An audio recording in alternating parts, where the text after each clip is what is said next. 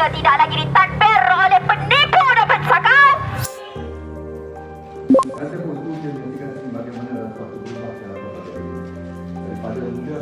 Kita tidak akan lupa bahawa sebab utama 3 orang kawan kita berada di sana adalah untuk menyampaikan kekecewaan mereka, kekesalan mereka kepada kerajaan Anwar Ibrahim yang gagal daripada segi integriti dan juga ketelusan terhadap rakyat Malaysia.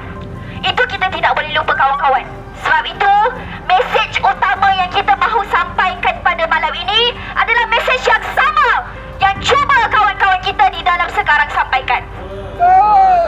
Pertama, dengan tegas kita tuntut Azam Baki untuk ditangkap dan disiasat segera.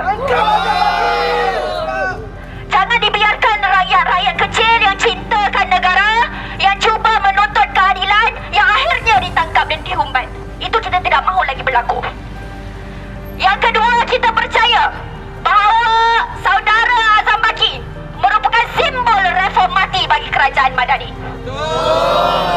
Kawan-kawan, sekali lagi kita mengambil ruang ini untuk menyuruh seluruh rakyat Malaysia, kawan-kawan gerakan mahasiswa, kawan-kawan anak muda, untuk kita hadir turut ke protes pada 25 April kali ini. Kalau kawan-kawan cintakan negara, kalau kawan-kawan mahu Malaysia tidak lagi ditadbir oleh penipu dan pensakau, silalah datang ke protes tersebut.